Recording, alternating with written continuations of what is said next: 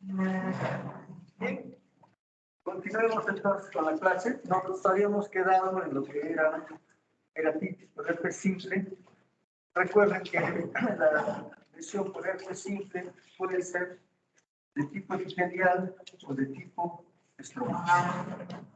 En todo caso, cuando nosotros estamos frente a un paciente que tenga una keratitis herpética, hay alguna signología que nos va a indicar.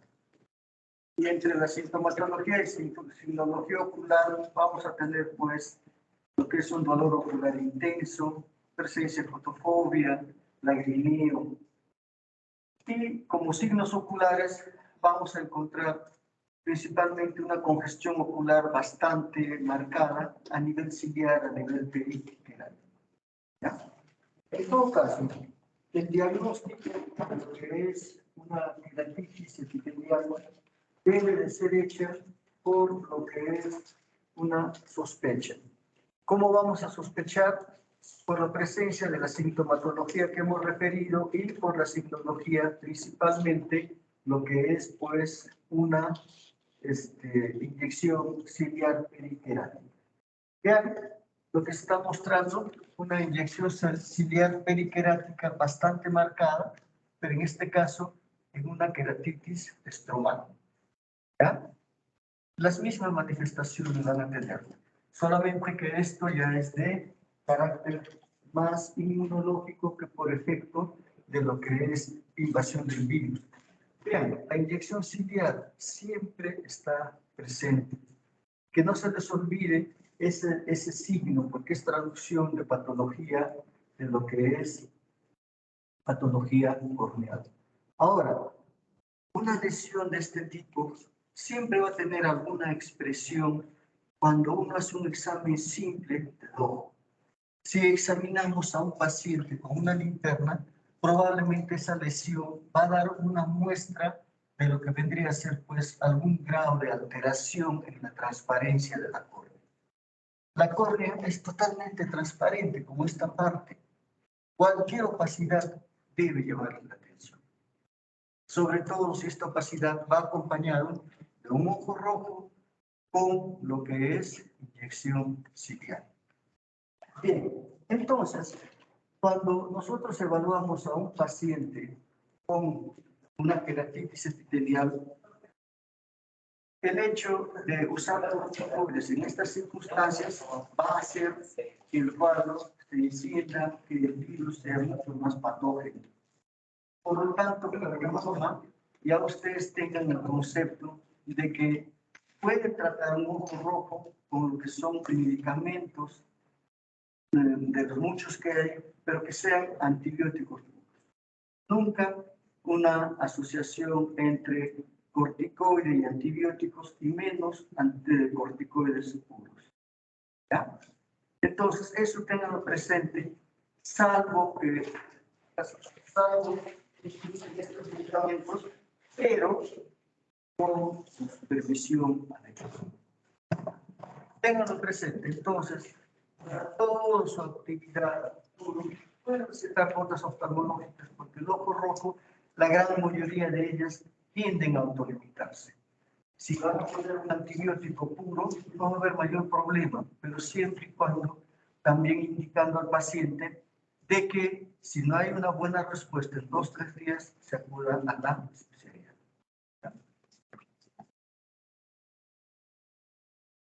Entonces, una lesión por herpes tiene esa forma, una forma dendrítica. ¿Por qué? Porque las lesiones tienden a coalescer. Ahora bien, sobre la córnea pueden también asentarse una serie de infecciones de tipo bacteriana, de tipo... Cuando hay una afección a nivel corneal por bacterias, esto se va a producir una úlcera. ¿Y qué factores condicionan a que pueda producirse esta úlcera? El uso de lentes de contacto o cualquier enfermedad en la superficie ocular que afecte pues, los mecanismos de defensa propios del ojo. Entonces, los organismos más frecuentemente involucrados en una úlcera corneal va a ser el streptococo, pseudomonas, estafilococo, aureus, ¿no? ¿Cómo hacemos nosotros el diagnóstico de una úlcera bacteriana? Con la anamnesis, ver si hay un factor predisponente, factor de riesgo, valorando cómo es la imagen que estamos observando de la lesión, sobre el tamaño, la profundidad, cuál es la ubicación, si existe reacción inflamatoria o no en cámara anterior, y se puede hacer un raspado corneal y el motivo respectivo.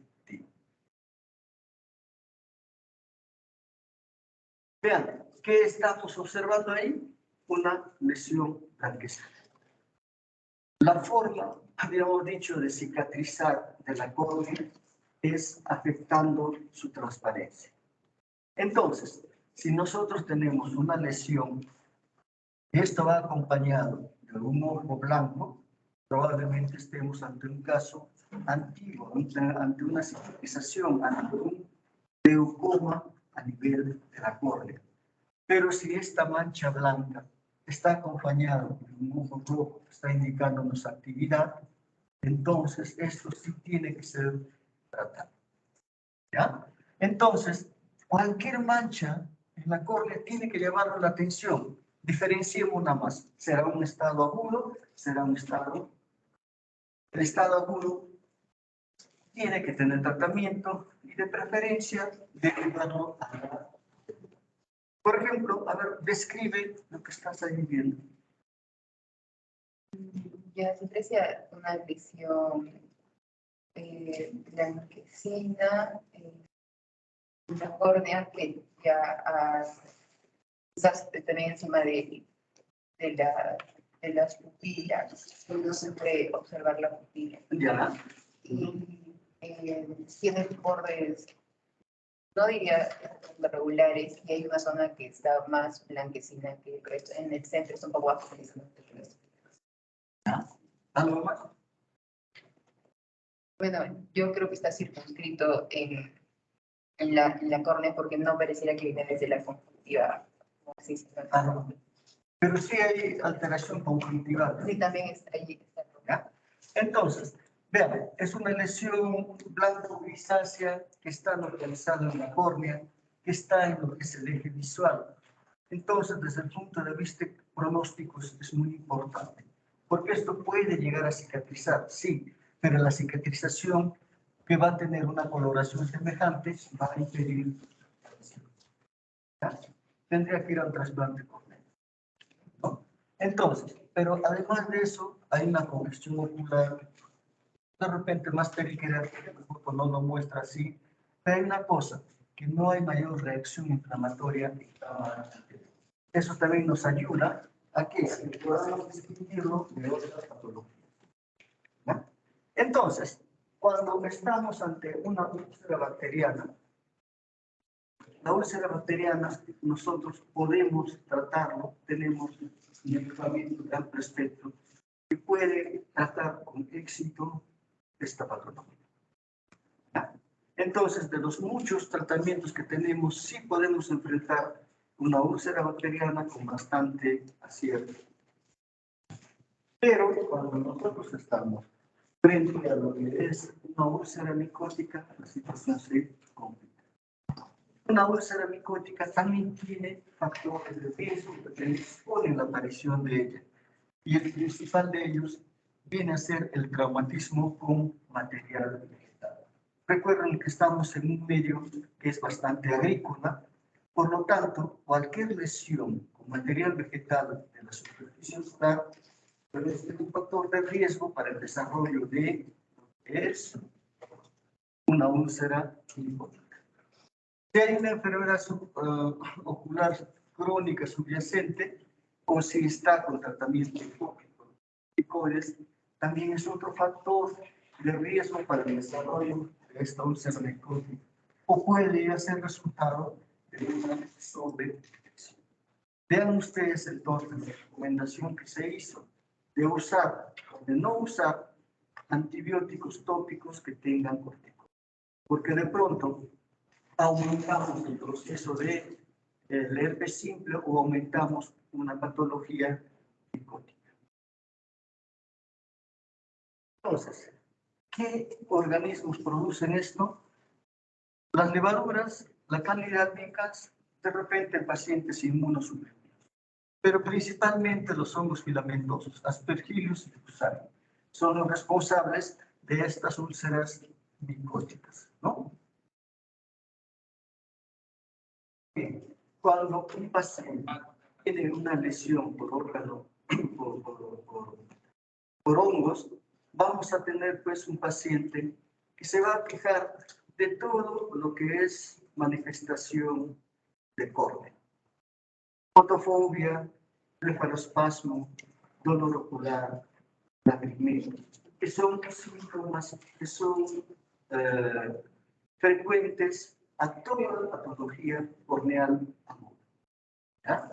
Ahora, cuando evaluamos la lesión, vamos a encontrar una lesión que es un infiltrado corneal, también blanco grisáceo, pero a diferencia de una úlcera bacteriana, vamos a tener un infiltrado satélite.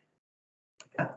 Y además de que la úlcera micótica cursa con mayor reacción inflamatoria a nivel de cámara anterior, por lo tanto, podemos tener la presencia de hipopión, que es más frecuente la aparición en una úlcera micótica. Puede llegar a una perforación corneal.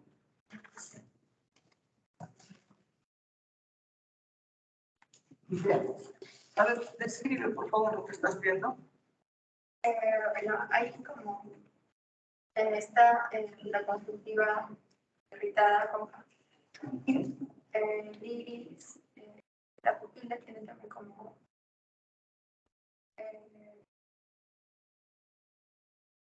blanquecino. Creo que es una inyección ciliar. ¿Ya? Entonces tenemos una inyección ciliar, sobre todo que se nota en la parte superior, ¿no? Tenemos una lesión blanco-grisácea y acompañada de una lesión satélite también blanco-grisácea.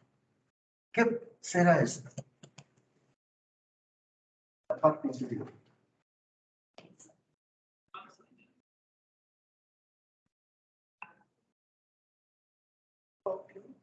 Hipopio, la reacción inflamatoria que suele acompañar este tipo de patología. Entonces, cuando ya ustedes se encuentren lo que es un hipopio, cualquiera que sea el origen, considérenlo como un signo de peligro. Hipopio, signo de peligro.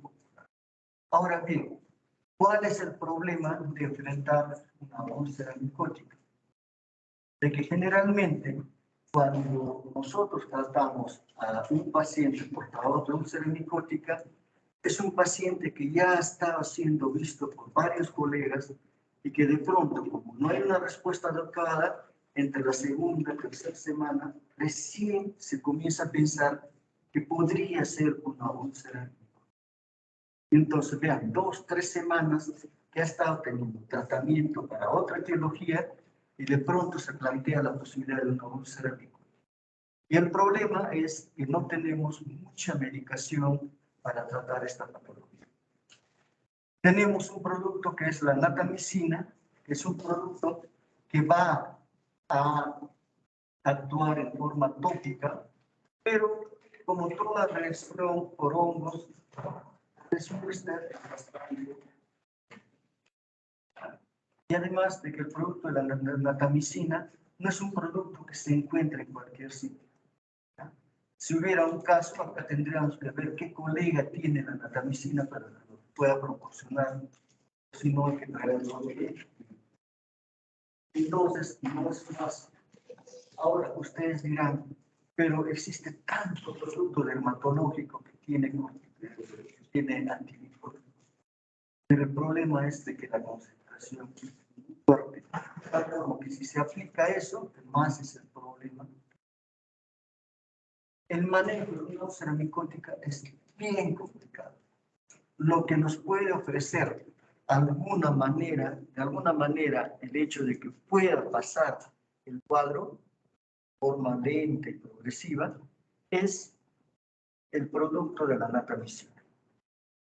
Porque todas las demás alternativas de tratamiento que hay no rinden. El recubrimiento conjuntival, etcétera, no dan muy buenos resultados.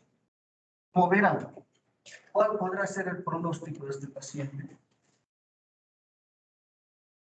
No será muy bueno, porque nosotros evaluamos función. Al final, este paciente sí va a recuperar lo que es, o sea, va a pasar la infección, pero cuando, desde el punto de vista de visión, de función, no va a tener una buena visión. Habría que hacer un trasplante. ¿Ya? Recuerden, en oftalmología, nosotros cuando evaluamos al paciente, lo que tenemos que tratar de darle es funcionalidad. En una úlcera micótica bacteriana, úlcera micótica, nos interesa, o sea, sí nos interesa que cure, pero que cure dejando una visión funcional.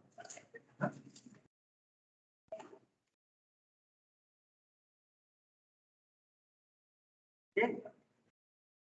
Diferentes manifestaciones de una úlcera, cualquiera de ellas complicado el tratamiento.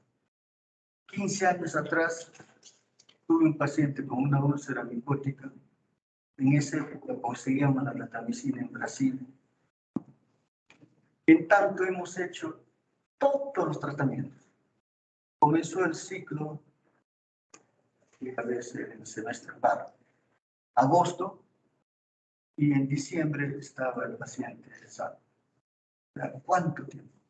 Pero sí tenía una lesión periférica, o sea, tiene su mancha ahí, pero logra ver.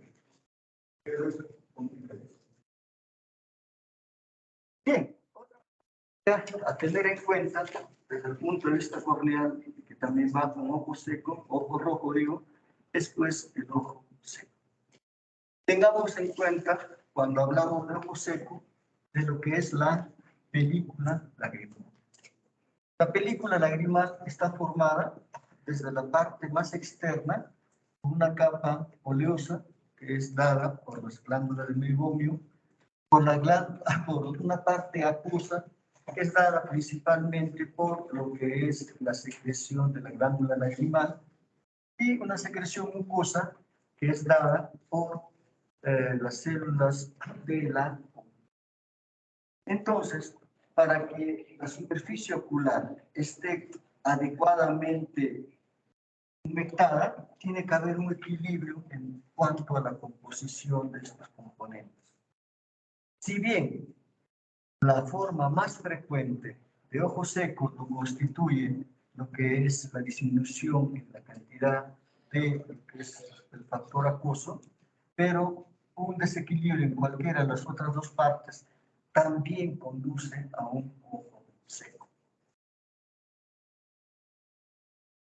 Entonces, desde la glándula lagrimal, las lágrimas se van produciendo de forma constante, llegan a la superficie corneal o superficie ocular, y con el parpadeo está produciéndose la humectación de lo que es la córnea principalmente.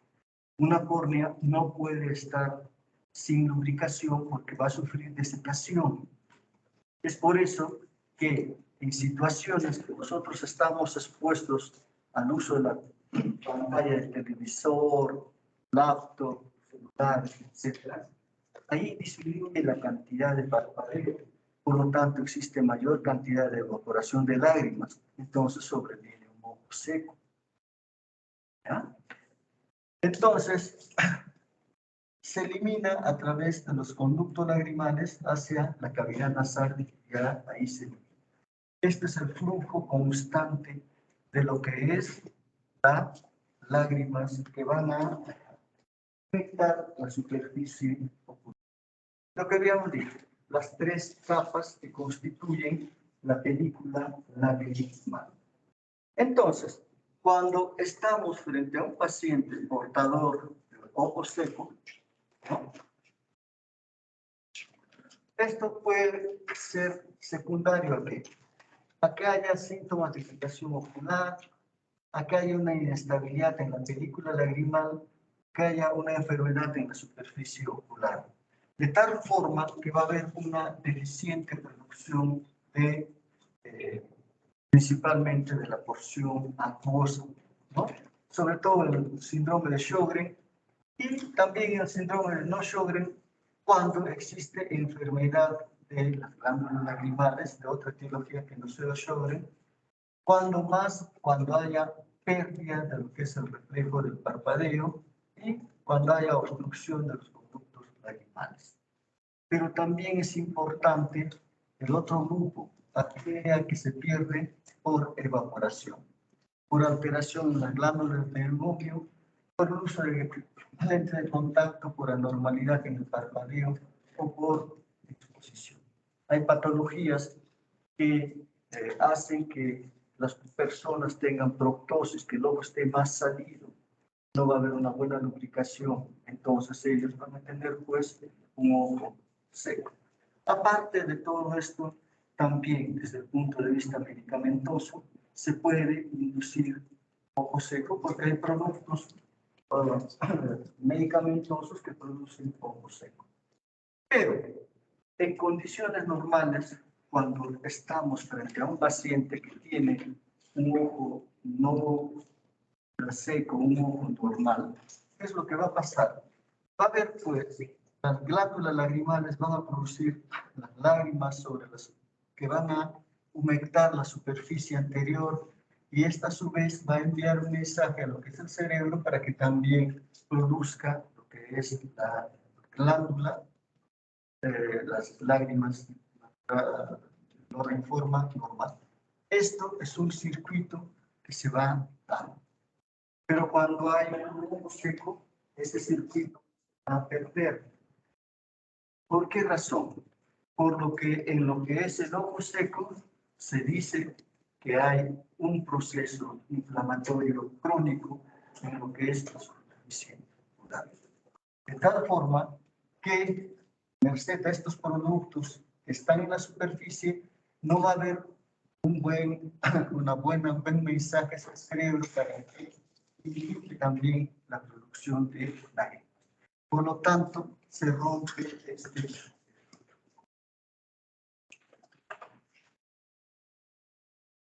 Bien, el componente inflamatorio de un ojo seco se ha demostrado, vean, se ha medido la cantidad de células inflamatorias por milímetro cuadrado antes y después del tratamiento inflamatorio.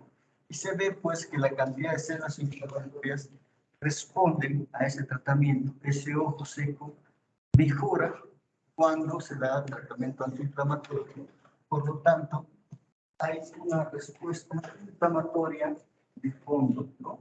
Lo mismo, cantidad de células inflamatorias presentes antes del tratamiento con antiinflamatorio y después del tratamiento antiinflamatorio. Entonces, un paciente con ojo seco va a acudir a consulta, ¿por qué razón? Por la sensación del cuerpo. Esa es una manifestación que va a estar presente en todos los pacientes y la misma que tiene una manifestación que es binocular. En los dos ojos se va a manifestar esto, ¿no? Y se va a acentuar pues en climas hostiles, climas secos, como es el clima de Arequipa, o la presencia de repente, productos de intercambio de aire y todas esas cosas. ¿Cuál es la causa? De las que ya estábamos hablando, hay un factor también idiopático, no tenemos una causa secundaria a fármacos. Habría que hacer una investigación qué fármacos está usando el paciente, anticonceptivos orales, antihistamínicos, beta-bloqueadores que causan ojo seco, que puede haber una infiltración de las glándulas lagrimales, enfermedades del colágeno, sobre todo las artritis reumatoideas PAN, que es pues un ojo seco, déficit de vitamina A, cicatrices conjuntivales que van a afectar la producción de la capa mucosa de la película lagrimal. Entonces, se tiene que hacer un examen adecuado para ver si hay o no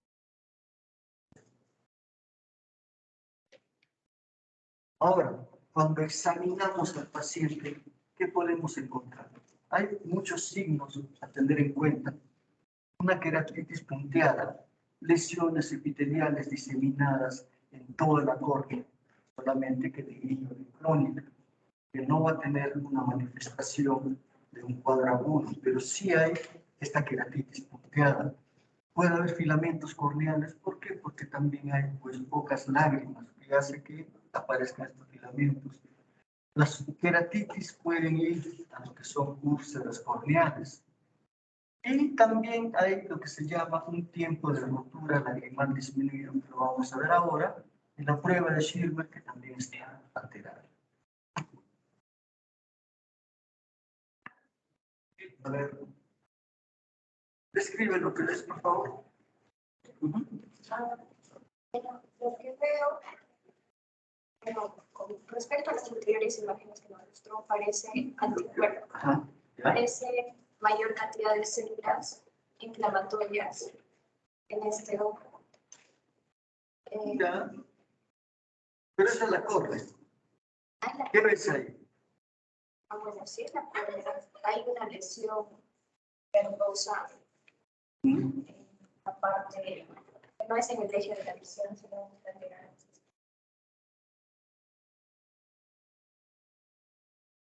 Bien, hay una serie de puntos, ¿no? De color verde. Esto es lo que es la queratitis puntada. ¿Ya?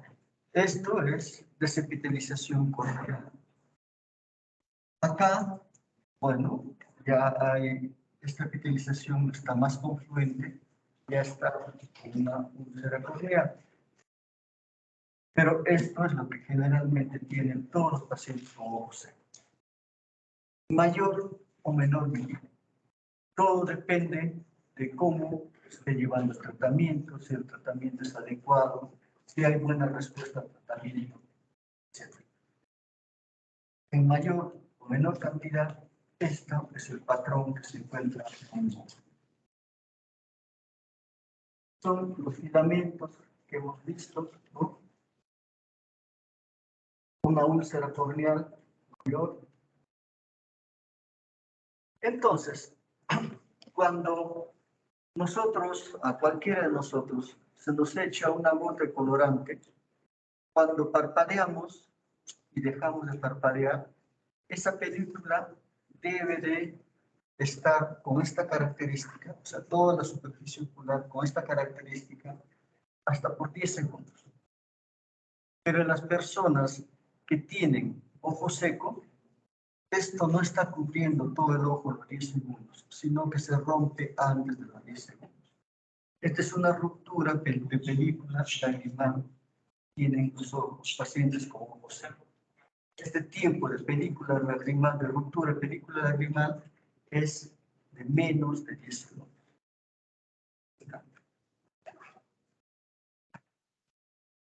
El test de Schirmer, a los 5 minutos, debiera haber una cantidad que va a mojar papeles. A los 5 minutos se evalúa y se ve qué tanto va. Generalmente, pues, hay una disminución en la producción de lágrimas, por lo tanto, también la cantidad de lágrimas registrada es mucho menor. Y el tratamiento, ¿cuál es? El tratar de ver cuál es la enfermedad de fondo para dar tratamiento a esa enfermedad de fondo, el ver qué medicamentos está tomando el paciente para ver si se puede sustituir por otros, pero el tratamiento viene a ser un tratamiento de sustitución. Se va a tener que dar lágrimas artificiales a los pacientes y ir vigilando a que no pueda tener una serie de complicaciones. Ahora bien, ¿qué lágrimas usar? De preferencia, las lágrimas que no tengan preservantes. ¿Por qué motivo? Porque los preservantes son dañinos para lo que es la superficie ocular. Y tratar a un paciente con ojo seco es tratar a un paciente que por la misma enfermedad también ya tiene algunas reacciones de ansiedad sobre todo, que hacen pues que se estén aplicando las gotas, no como se indica, sino que cada vez que tengan molestias. Se va a usar las gotas cada vez que tenga molestias, que muchas veces es cada media hora, cada 40 minutos, cada hora. Si las lágrimas son con preservantes, vamos a dañar más la superficie corneal. A esto también se añade la oclusión de los puntos lacrimales para que las pocas lágrimas no sigan su curso y se eliminen.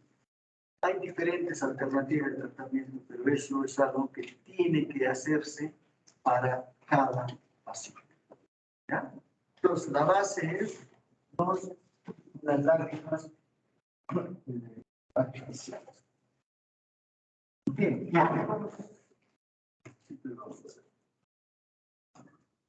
las patologías que hemos conversado, ¿no?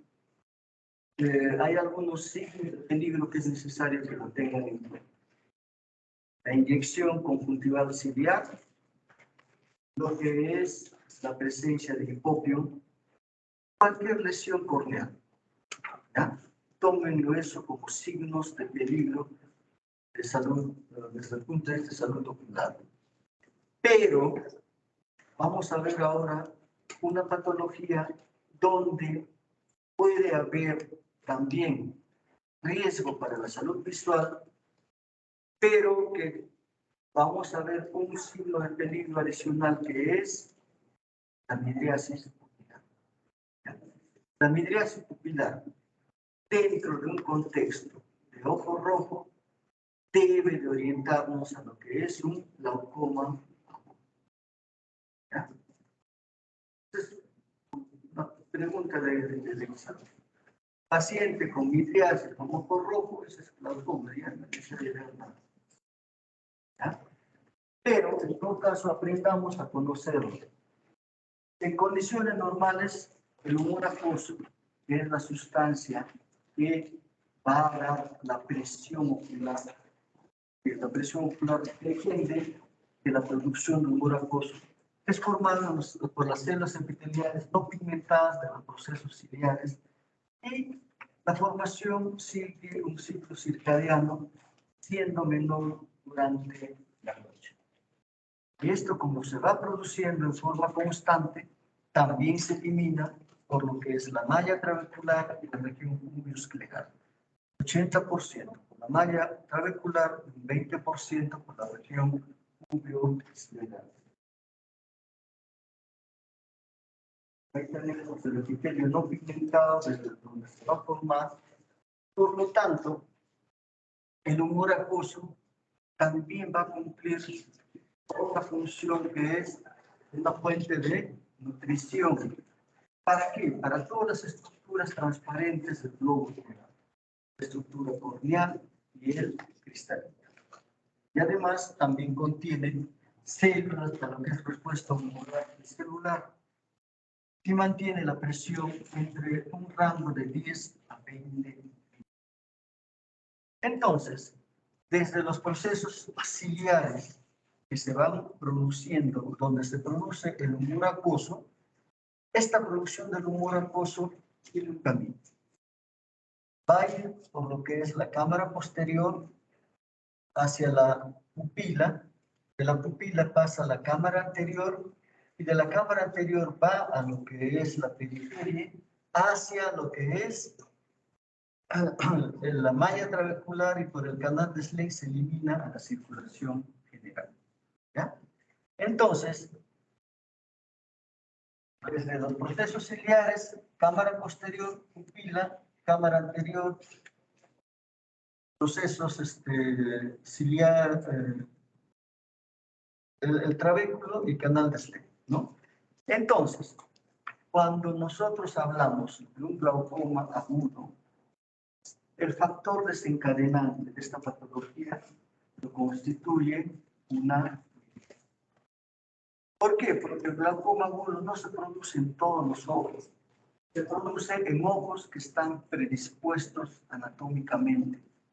Esto significa que se va a producir principalmente en ojos pequeños, en ojos que son llamados hipermetros. ¿Ya? Y el factor desencadenante para que se produzca el glaucoma agudo es una dilatación ocular de cualquier etiología, medicamentoso, situaciones secundarias a procesos de estrés, el entrar de repente a una zona con poca luz o penumbra, al producirse una dilatación puede desencadenar el glaucoma agudo. ¿Por qué? Porque lo que va a producir es un bloqueo pupilar. De tal forma que el tránsito del humor acuoso desde donde se forma hacia lo que es la cámara posterior, la pupila y hacia adelante, no se da, porque acá se produce un bloqueo pupilar. Entonces, el humor acuoso se sigue produciendo en esta zona, pero no hay a dónde vaya porque no hay forma que pase. Y ahí se produce el glaucoma agudo por el bloqueo pupilar que se presenta en pacientes que tienen un... Porque en cualquiera de nosotros nos dilatan la pupila y no va a haber este bloqueo pupilar. Sigue lo que es el tránsito del humor acuoso. Entonces, ¿cuál sería el tratamiento final para un glaucoma agudo? Explíquenme en esa imagen.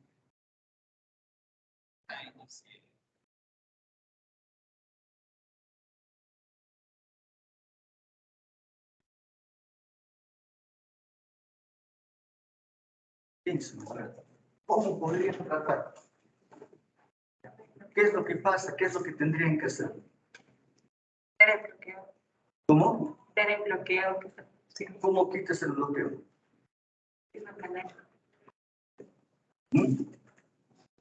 la pupila que está dilatada vuelva a su estado natural, se evita el bloqueo, ya está bien. Pero puede volver a tener otro cuadro agudo. Porque no lo vas a tener en tratamiento de la pupila miótica siempre. En alguna otra circunstancia puede volver a tener otro proceso, ¿verdad? Un tratamiento para que no vuelva a tener. ¿Qué harían?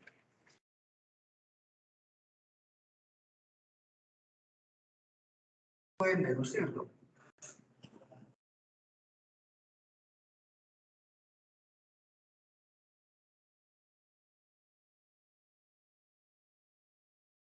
Si no puede pasar de acá a este lado, ¿cómo haces que pase? Uno, ya está bien. Otro, siendo miosis ya.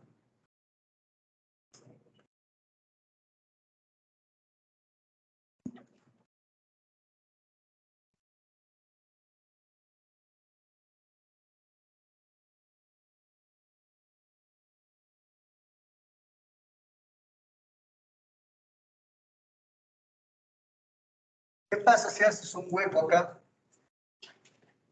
¿No pasaría lo que está acá para allá? Sí. Hacer una iridectomía periférica de tal forma que a futuro, si hubiera este bloqueo, pasa un huracán. Sí, pueden haberlo deducido. Si ese procedimiento, no hay posibilidad de resistir después, ¿no? Ya va a ser una solución. Es una solución definitiva. Con eso, ante el supuesto que haya otro bloqueo pupilar, este ojo no hace glaucoma. ¿Por qué? Porque lo que se va produciendo va pasando y se va eliminando.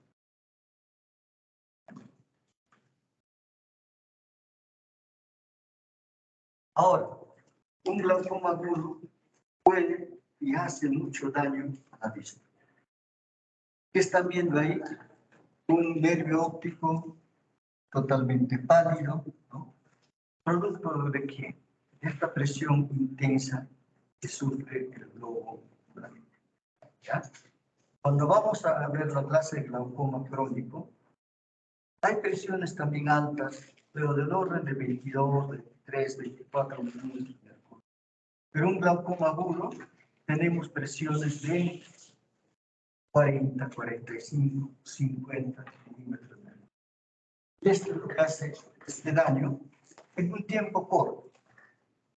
En glaucoma crónico, para que haya daño importante, 15, 20 años de evolución de enfermedad. Acá tenemos días, una semana, 15 días. Pero el daño ya es irreversible. Entonces, este glaucoma agudo se presenta en 10% de los glaucomas. Es agudo, importantísimo. Es considerado una emergencia médica y es bastante sintomático. Asimétrico. Los dos ojos pueden tener la predisposición, los dos ser hipermétropes, ser ojos pequeños, pero generalmente siempre es uno de los ojos que hace el cuadro de. Entonces, pero sí es sintomático. De tal forma, cuando se presenta, ese paciente de donde esté va a venir a buscar ayuda. Tardará un día, 2 días, 3 días, pero el paciente sí. Entonces, ustedes tienen que saber manejar a este paciente. Existe también antecedente familiar de glaucoma de ángulo cerrado. Se da en pacientes con hipermetropía, sobre todo en los mayores de 50 años y mayor en mujeres. ¿Por qué se presenta? Porque tiene segmentos anteriores muy pequeños, lo cual predispone a que ocurra este bloqueo ocular.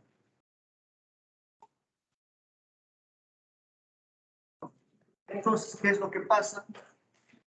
El humor acuoso se va formando y como no hay a dónde ir, se va acumulando. Y esto genera un aumento de presión intraocular de forma rápida que hace que se presente esta sintomatología. ¿Qué es lo que va a existir en este paciente? El paciente va a referir una disminución brusca de la agudeza visual. De una visión que está viendo al 100%, de repente ve el 10%, 5%. Pero la disminución de la visión es bastante brusca, acompañada de un dolor ocular y periocular bastante intenso, acompañado de cefalea y acompañado de lo que son síntomas vegetativos, náuseas, vómitos, etc. Pueden ver enanos coloreados. ¿Por qué? Porque esa córnea se dematiza. Cuando existen procesos crónicos, el cuerpo se va adecuando a esa enfermedad crónica. Pero en estados agudos no hay un tiempo de adecuación. La córnea es una estructura transparente, con niveles de presión tan altos. ¿Qué es lo que va a pasar? Se descompensa. Y cuando se descompensa, ¿cómo se expresa? Con un edema corneal, alterándose la transparencia. A la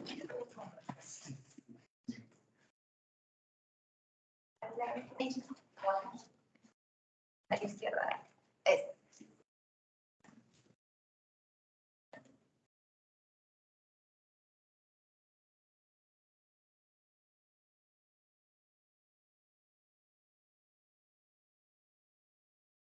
Doctor, parece que la hora del sistema está. Ah, no, ya está. Ahora sí. Ahora sí.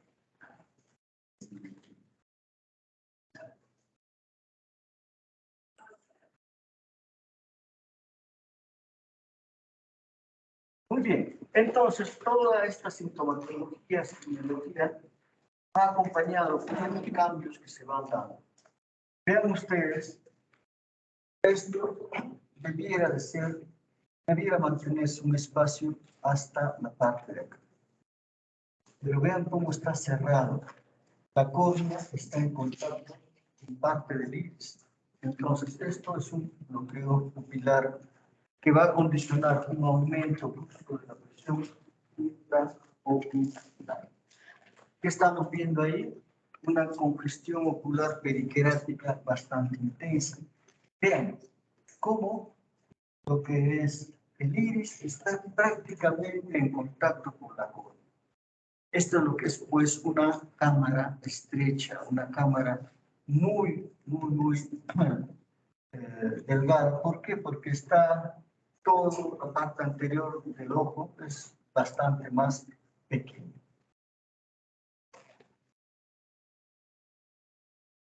Cuando se hace el examen, vamos a encontrar pues lo que es una midriasis. Entonces, a ver, ¿qué signo ocular vamos a encontrar en un glaucoma agudo? Ojo rojo, pero con inyección ciliar y midriasis. ¿Ah? ¿Qué otra cosa más? ¿Qué otro signo ocular?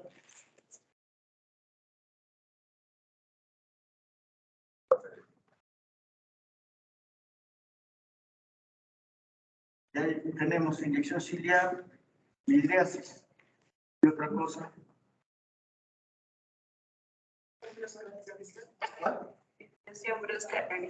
¿Ya? Como síntoma lo veríamos. Ya. Cuantificamos la visión, entonces vamos a encontrar disminución de la visión. Otro.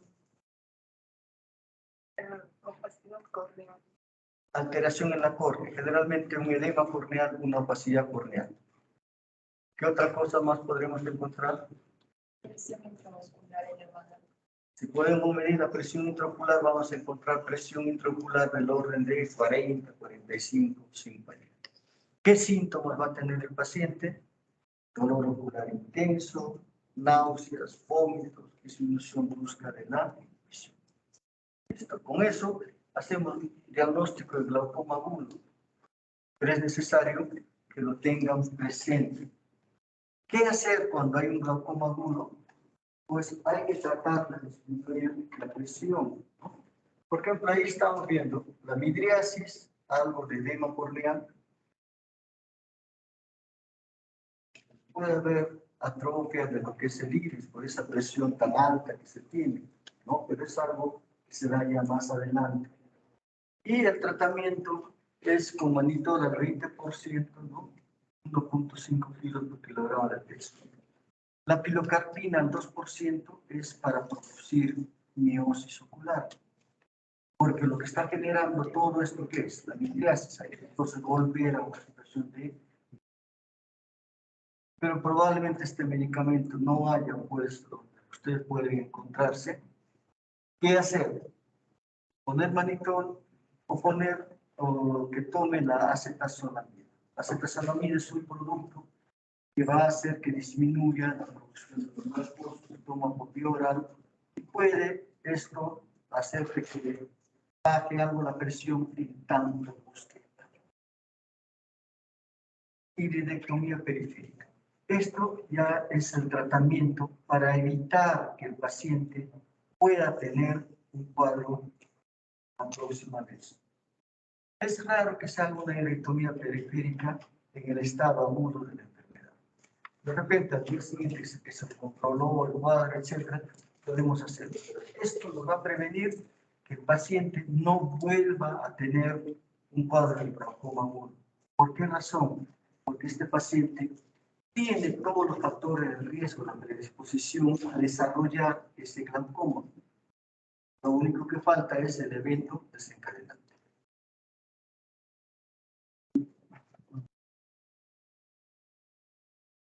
Iridectomía periférica. Iridectomía periférica, esto se hace con láser. De tal forma, ¿no?, que se crea un conducto, ¿no?, ¿para qué? Para que el humor acuoso que está acá vaya a la cámara anterior.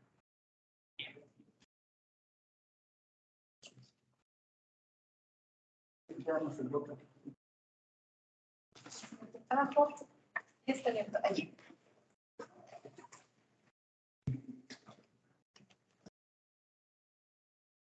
Bien, sigamos ahora con lo que son urgencias oculares.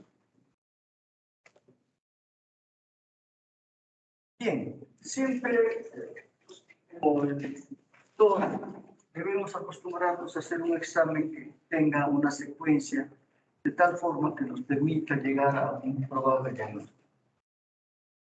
Cuando nosotros estamos frente a cualquier patología ocular, siempre debemos evaluar la pureza visual, porque esto nos está diciendo qué tanto ve el paciente, nos está evaluando función.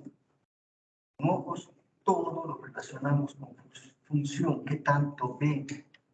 ¿Ya? Entonces, la agudeza visual debe de ser valorada y consignada en la historia clínica que nosotros estamos haciendo. Hacer un examen externo de qué es lo más saltante que nos llama la atención, ver la movilidad de los globos oculares, si están normales, si hay algún tipo de restricción, etc.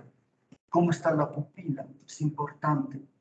Cuando hay alteraciones en la pupila, en un aspecto de traumatismo sobre todo, esto nos localiza la lesión, nos dice que la estructura que está siendo dañada probablemente sea el medio. Es ver cómo está el segmento anterior, todo lo que está lindo adelante. Con esto se evalúa con la lámpara hendidura. Ver el segmento posterior, hacer un fondo de ojo del mismo para ver qué está pasando, cómo está la presión intraocular, si es que se pudiera hacer. ¿Ya? Pero en todo caso, más o menos debe haber una secuencia como la que estamos indicando para poder hacer el examen. Cuando estamos frente a un paciente portador de una emergencia ocular, tenemos que sitiarnos en algunas patologías que van con este tipo de emergencias. Una de ellas es los traumatismos oculares, el ojo rojo agudo, que prácticamente hemos revisado lo más frecuente, y la pérdida aguda de la visión. Todo esto constituye una urgencia ocular. Algunos más que otros, porque en lo que es pérdida aguda de la visión de origen vascular, lamentablemente no es mucho lo que podemos hacer. Entonces, veamos ahora lo que son los traumatismos oculares. Cuando hablamos de traumatismos oculares, tenemos que también considerar como tales aquellos que son secundarios a la hostigación. Una sustancia tóxica que entra en contacto con la superficie ocular puede hacer mucho daño y es considerado pues un traumatismo. ¿Y de dónde puede provenir este tipo de lesión? Principalmente de dos grandes grupos de productos químicos que tenemos muchos de ellos en casa. Ácidos o álcalis. ¿No? Dentro de los ácidos, en casa tenemos ácido muriático, ácido acético, todas esas cosas. Coagulan las proteínas y forman una barrera ahí cuando esto entra en contacto con los ojos, en superficie ocular. Y los álcoles saponifican los ácidos grasos de las membranas celulares, de tal forma que desnaturalizan lo que es la superficie ocular. Pero no solamente existe una desnaturalización de lo que es la superficie ocular por el contacto, sino que en el caso de los álcalis, producido el contacto también sigue haciendo daño. ¿Por qué? Porque va penetrando hacia estructuras intraoculares. Por lo tanto, los álcalis son productos mucho más peligrosos cuando entran en contacto con la superficie ocular. Estos productos los tenemos en casa. La lejía es un álcali, es algo que está en casa. Entonces, pues, tenemos que ver qué hacer cuando estamos frente a una causticación. Por ácidos o por álcalis. Y vean en la lista los ácidos, tenemos muchos que tenemos en casa o que desde el punto de vista laboral estamos expuestos también a ello. Y lo mismo que los álcalis, tenemos diferentes productos que están en casa, que se trabaja con ellos en casa o en el trabajo. El hecho es de que cuando entre en contacto con la superficie ocular, estos álcalis van a producir pues mucho daño. Van a producir lo que es una lesión epitelial en la córnea, dependiendo de la magnitud del contacto del producto que está en contacto con la superficie ocular, habrá mayor o menor lesión epitelial a nivel de la córnea. más importante es ver la córnea de los tetales. Puede estar acompañado pues de una quemosis, un edema conjuntival, hiperemia, edema palpebral, hasta reacción en cámara puede haber quemaduras de primer y segundo grado en la región periorbital. ¿Ya?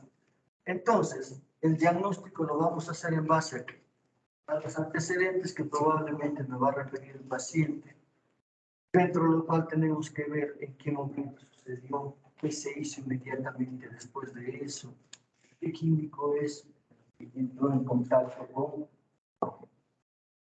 Vean, cuando se entra en contacto con una superficie, con un producto tipo ácidos, puede haber una lesión, una úlcera, ¿no?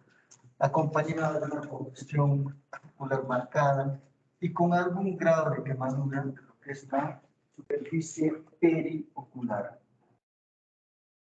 Con los álcalis ya tenemos una lesión un poco más amplia, donde hay una lesión conjuntival, al igual que una lesión, una marcada lesión corneal, incluso ya existe una alteración en la transparencia y que su cicatrización probablemente nos cause problemas pues, en cuanto a pronóstico.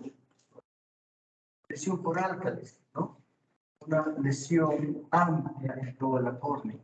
Si cicatrizara esto, probablemente va a quedar con una mala visión. O vean cómo el resultado de lo que es la cicatrización de la córnea, donde puede haber vasos en una parte tratar de cicatrizar esta córnea. Pero esto es una córnea que está produciendo pues ceguera. El tratamiento va a tener que hacerse un trasplante corneal y hay que lidiar con el ojo seco que seguramente se va a presentar. ¿Por qué? Porque todo lo que es la conjuntiva también está lesionado. Entonces, ¿qué hacer? ¿No? Cuando nosotros estamos frente a un paciente que tenga una causticación, cualquiera que sea el origen de esta causticación, lo primero que se tiene que hacer es tratar antes de realizar. ¿Cuál es el tratamiento? La irrigación profusa de la superficie. Es sencillo. Cualquier cosa que entre al ojo, un lavado inmediato de los ojos. 10 minutos. ¿Ya? 10% de los tramos oculares son químicos, más en varones, y puede hasta 25% ser bilateral. Entonces, el tratamiento en la etapa aguda va a ser la irrigación. Ténganlo presentes. Ahora bien, un producto químico no necesariamente significa productos alcalinos, productos ácidos de los diferentes que tenemos, sino incluso el hecho de que de repente el suelo del cactus o de algún otro producto entra en contacto con la superficie ocular. Medicamentos que están diseñados para ser usados en piel, que uno se aplica en la vista, también es un cáustico. Todos ellos, el tratamiento inicial va a ser la irrigación. A ver, ¿qué harías si en tu casa hay de pronto alguien me cayó de energía y tienes al frente, digamos, a una clínica donde hay un oftalmólogo? ¿Lo llevarías inmediatamente a tratar de identificarte que eres médico para que lo trate tu familia? ¿Qué harías? Lo lavaría lo lavaría para ir a la clínica de Moyala. Pero te tarda de 10, 15 minutos. Eso lo lavaría. ¿Ya? Primero irrigar y después buscar ayuda. Porque de pronto una ayuda que supuestamente estaba ahí a la mano puede resultar que no está tan inmediata. ¿Ya? El lavado, porque nosotros, ¿qué es lo que vamos a hacer? Solamente vamos a tratar las probables complicaciones que se dan con el delito de trauma. Porque ya el trauma no lo vamos a evitar, ya se produjo. ¿Ya? Entonces, pues, derivación urgente. Pero la irrigación es bastante, sin necesidad de estar tratando de sacar postular. Muy bien. Entonces, ¿puede haber lesiones corneales de otra etiología? Sí. Un cuerpo extraño que puede ingresar a la superficie ocular puede producir abrasión corneal. Esta abrasión corneal se produce de diferente forma. Puede ser por traumatismo directo de cuerpos extraños, por el parpadeo de un cuerpo extraño que está alojado en el párpado, por radiación ultravioleta propia de soldadura, propia de la nieve. Cuando uno está expuesto a lo que es la soldadura, cuando uno ve a una persona que está soldando y se hace sin protección, puede haber una abrasión corneal por esta radiación ultravioleta a la que uno está expuesto. ¿Ya? Cuando uno está sin lentes protectores en la nieve por mucho tiempo, también produce abrasión corneal. Y es un cuadro bastante aparatoso. ¿Por qué? Porque el paciente a las 3-4 horas de la exposición va a presentar dolor ocular intenso, fotofobia, lagrimeo, y cuando nosotros examinamos, vamos a encontrar una lesión puntata en toda la córnea, en las dos córneas. ¿Ya? Una desepitelización corneal, que es de muy buen pronóstico. Pasa en 24 horas. ¿Ya? Y el tratamiento es la oclusión con un antibiótico cualquiera, pero en ungüento.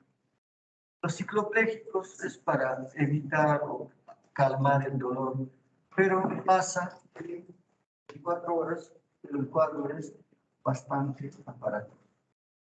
Tenemos una abrasión corneal, en este caso es una línea producida por un cuerpo extraño. Una fotokeratitis por soldadura eléctrica. ¿Qué es lo que vamos a encontrar? Lesiones puntiformes, desepitelización corneal en toda la córnea, de instalación aguda. Esto es bien molesto. ¿Ya? Y vienen los dos ojos igual. Hay que tratar los dos ojos. ¿Cuál era el tratamiento? Oclusión con un parche, ¿no? Con un antibiótico, un ungüento. Ocluyen los dos ojos y el paciente va acompañado, ya. Pero si no ocluyes el ojo más afectado. Hay que saber que el paciente que llega a su casa, cuerpos extraños extraoculares, ¿ya? También pueden causar una emergencia ocular.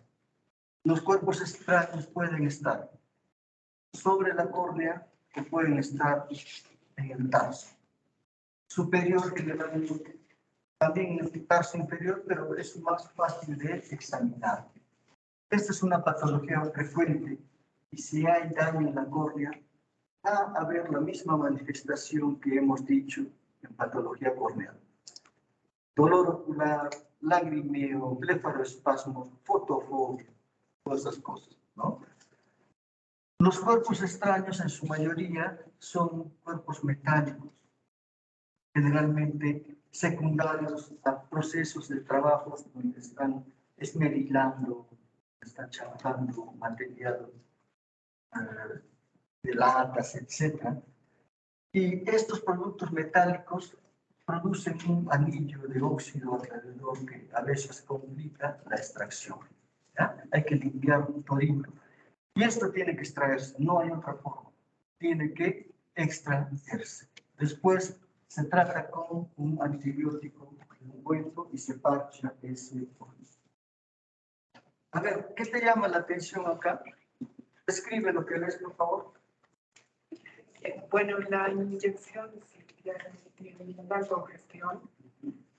También a nivel de la córnea, veo,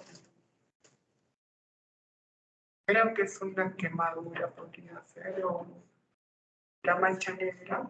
¿Ya? ¿No podrá ser un lunar? También, ¿Por qué puede ser y por qué no?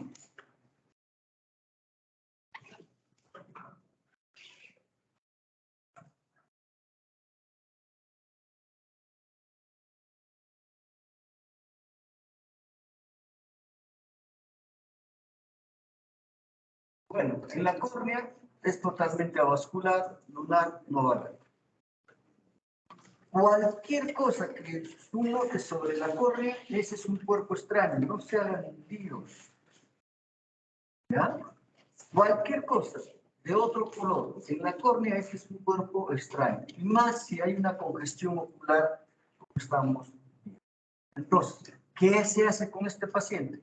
Te llega un paciente a tu serum, ¿qué haces?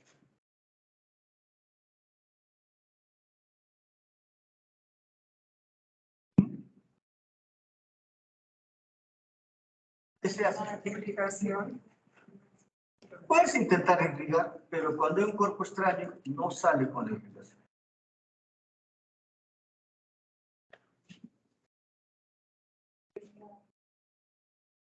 Una opción es derivarlo.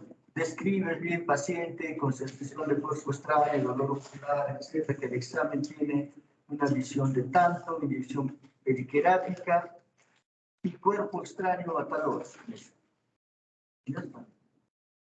Se puede intentar sacar, se podría intentar. ¿Ah? Hay cuerpos extraños, sobre todo los que no son metálicos, que están bien superficiales, puede salir. Pero si no sale el primer intento, no se hagan lío. ¿Ya? Porque esto más parece un cuerpo extraño metálico. Cuando sale la parte mayor, digamos, hay que limpiar todo lo que es el anillo. Y eso nos complica. Entonces, ¿para qué exponerse? ¿Para qué esta patología, que es totalmente extraocular, molestosa? Sí. Pero si le dan le echan una gota de anestésico, etcétera, puede hacer que haya algún alivio hasta que busque ayuda. Porque si en el intento de ayudar, de repente podemos producir una perforación corneal? Y si se produce una perforación corneal, algo que era extraocular, potencialmente puede convertirse en una endoftalmitis, que es una patología más devastadora. ¿Eh? Si se puede sacar, si al primer intento sale, en buena hora, pero si no, parchan el ojito y lo van.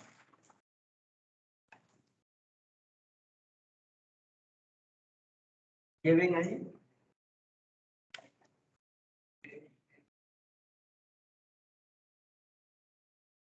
Acá y acá. Porque lo que está acá, también lo van a ver con una linterna. Todo lo que no sea transparente en la córnea, ese es cuerpo extraño. No está en el río. ¿Qué están viendo en la lámina derecha?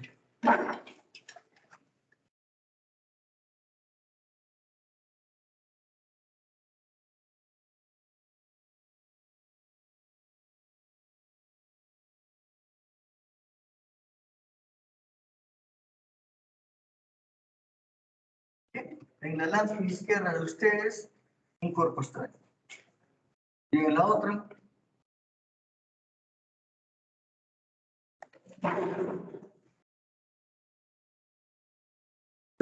¿qué será? ¿Qué será? ¿Qué es? Cuerpos extraños.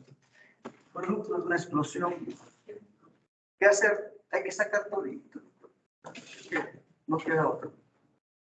¿Ya? Pero estos cuerpos extraños es importante el examinar y hay que aprender a revertir el mal. ¿Ya? ¿Por qué? Porque la respuesta a muchas de estas cosas es un cuerpo extraño en paso. En tanto no se saque esto, el paciente no va a tener alivio. Ninguna medicación va a causar alivio. ¿Por qué? Porque con cada parpadeo ese cuerpo extraño va dañando la córnea. Entonces nunca va a tener alivio. ¿Ya? Y en tanto no se saque, pues esa córnea se va a seguir dañando. Se saca el cuerpo extraño y el paciente siente alivio de inmediato. Y ustedes ya saben que no va a seguir dañando la córnea. Para el problema corneal que se hace, se parche el ojo con un ungüento antibiótico y al día siguiente ya va a estar mucho mejor. ¿Ah? Entonces, si de pronto viene un paciente que siente que le ha entrado algo en la vista, ven que en la córnea no hay nada, en el tarso no hay nada, entonces probablemente ese cuerpo extraño salió con la gripe o lo que sea. Tampoco se hagan tanto lío de qué pasó con ese cuerpo extraño, salvo que el cuerpo extraño sea producto de que es un cuerpo extraño que sale a alta velocidad. En esos casos puede haber un cuerpo extraño intraocular, que ya eso es un problema mayor.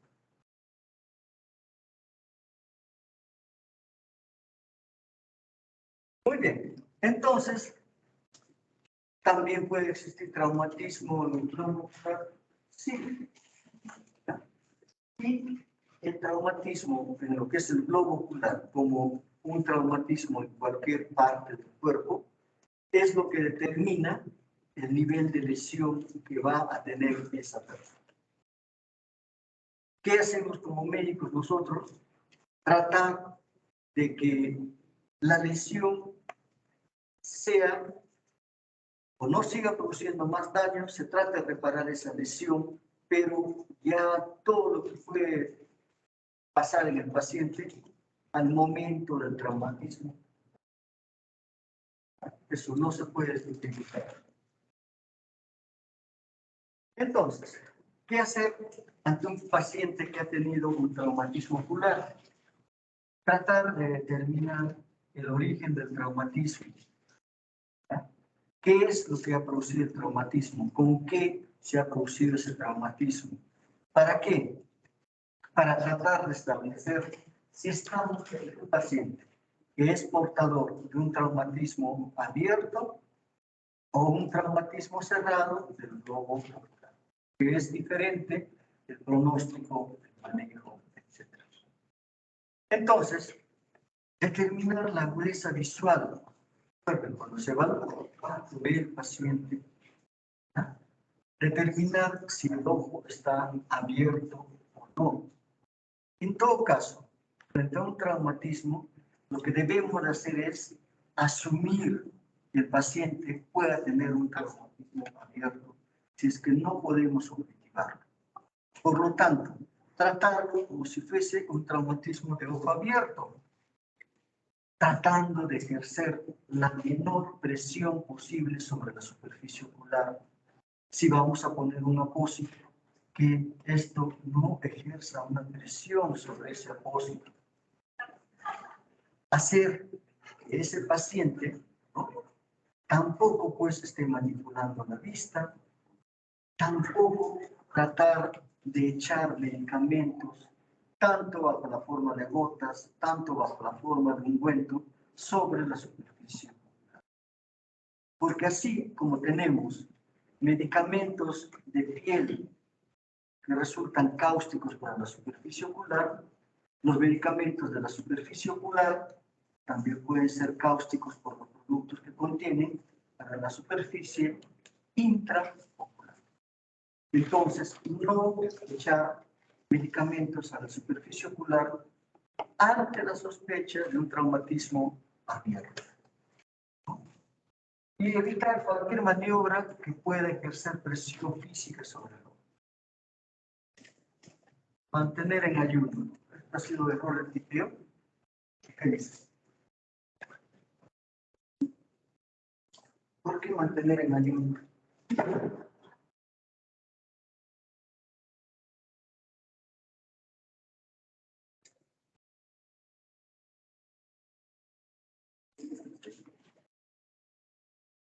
A ver, ¿por qué mantener en ayuno? JM, ¿qué dices? ¿Por qué mantener al ayuno a un paciente con un trauma ocular probablemente abierto?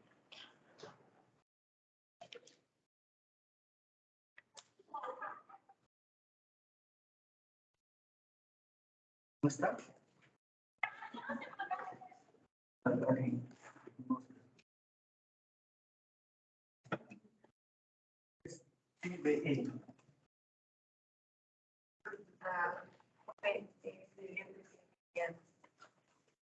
¿Ya? Viviana.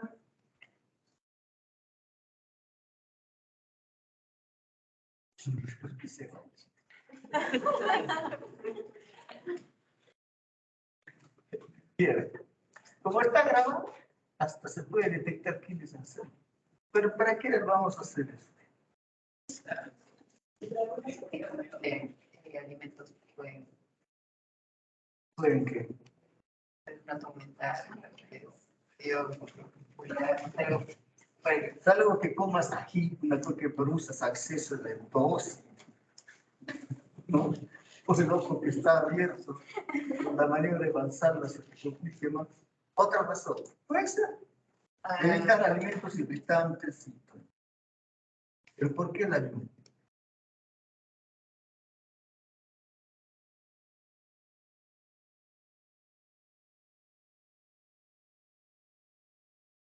Cualquier trauma, quizá el paciente puede entrar a cirugía. Cirugía son las seis. Claro. Suponte que esté en su serum. Dice, traumatismo abierto de ojo. Lo mandas a emergencia. En emergencia ven y están de guardia y dice, ya, vamos a entrar a operar. Dice, el anestesiólogo dice, ¿a qué hora come alimentos? A la media hora. Te operas al día siguiente. 8 horas. Más el tiempo que ya demoró en pasar, en venir desde el serum y todo eso, sigue prolongándose el tratamiento definitivo. ¿Y por qué es importante el cerrar ese ojo? Porque cuanto más tiempo pase abierto, más probabilidades de hacer una infección intraocular. Entonces uno tiene que pensar en todo, porque esto nos pasa cada rato. Cuando el anestesiólogo quiere molestar o no quiere trabajar, no te dirá 8, 9 horas, vuelve 6 horas, vuelve 4 horas y cosas así. ¿Ya? Entonces, en un traumatismo cerrado puede existir diversas patologías que van a aparecer a nivel de las diferentes partes del cuerpo. ¿Ya? Puede haber lo que es un ifema traumático, sangre en la cámara anterior. ¿Esto por qué? Porque hay desgarros del cuerpo ciliar y sus vasos, ¿no? Puede asociarse esto a migrasis traumática en 10% de los casos, ¿no? Y cuando hay un ifema traumático, esa sangre en cámara anterior, puede haber un aumento de la presión ocular. ¿Por qué? Esa sangre tiene que drenarse por la malla trabecular. Es un espacio que no está preparado para drenar sangre, sino un mucoso que tiene una composición diferente. Esto aumenta la presión intraocular. En estos pacientes con traumatismo puede haber un resangrado a los 5 días. Entonces, en todo traumatismo cerrado podemos encontrar un ifema. ¿Cuál es el ifema? Sangre en cámara anterior. Sangre en cámara anterior. Otro signo de peligro para la salud muscular. Signo de peligro para la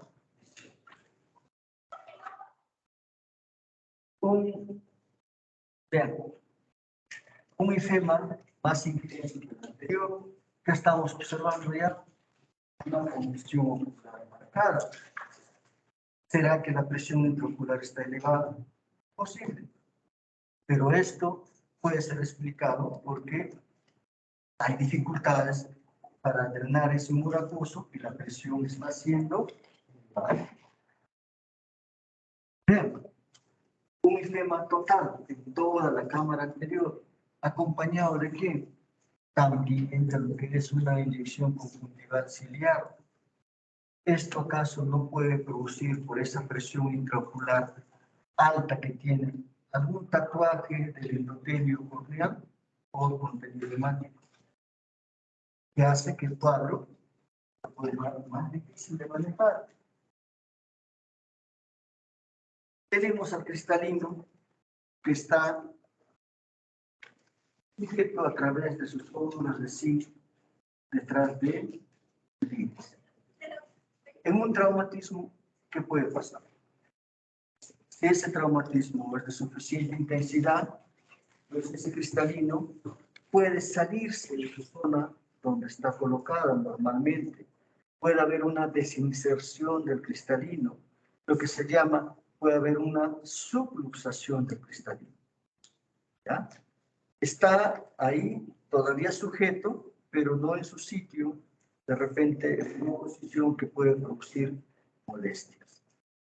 Y otra cosa más, el cristalino puede estar luxado totalmente de su sitio, de tal forma que el cristalino puede haber sido a la parte posterior, a lo que es el humor vítreo, o puede estar en la cámara anterior, en contacto con la córnea, causando un problema de glaucoma agudo.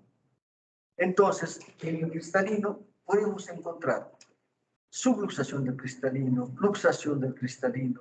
El cristalino transparente puede alterar su transparencia y producirse una catarata traumática, ¿no? Entonces, en el cristalino puede haber todo ese tipo de manifestaciones. Y también en el polo posterior puede haber manifestaciones. Sí, hay una patología que es la conmoción retiniana, donde existe pues un edema en la retina, donde puede haber un sangrado en la retina, etcétera, que esto va a hacer que disminuya la visión, pero afortunadamente esto es un cuadro que va pasando progresivamente y va mejorando la visión. A nivel de lo que es el polo posterior en la retina, puede haber lo que es una ruptura de la coroides, ¿no? Y si esta ruptura es localizada en el área macular, esa ruptura va a producir pues una pérdida definitiva de lo que es la agudeza visual. ¿Cómo se está viendo ahí? Ha habido una ruptura coroidea, una hemorragia, es una mancha que va a afectar la visión.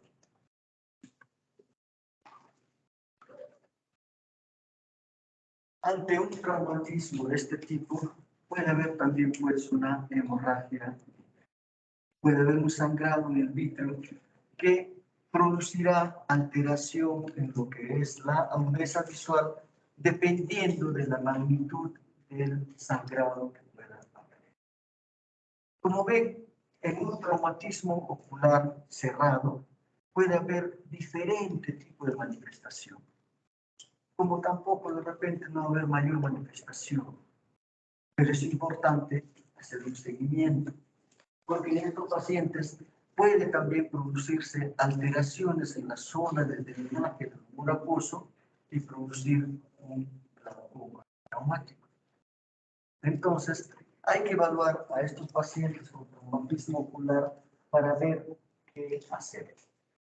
Ahora bien, el traumatismo ocular abierto, ¿no?, de nuevo, siempre usa lo que es una mala agudeza visual, una percepción de luz, de repente una visión de movimiento de manos, pero es una agudeza visual bastante deteriorada. Va a haber lo que se llama quemosis, un edema de la córnea, y puede haber pigmento melánico. Cuando ustedes estén evaluando a un paciente por favor, es un traumatismo, una mancha de color marrón sobre la superficie conjuntival debe llamar la atención. ¿Hacia qué? Hacia una probable ruptura de la córnea. Y ese pigmento que estamos viendo es un pigmento melánico del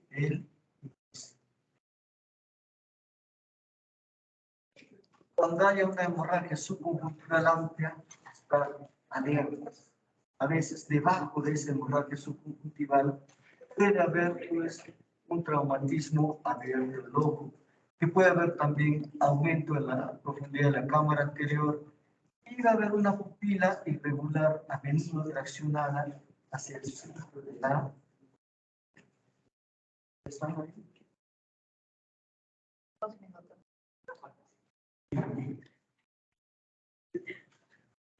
¿Qué están viendo?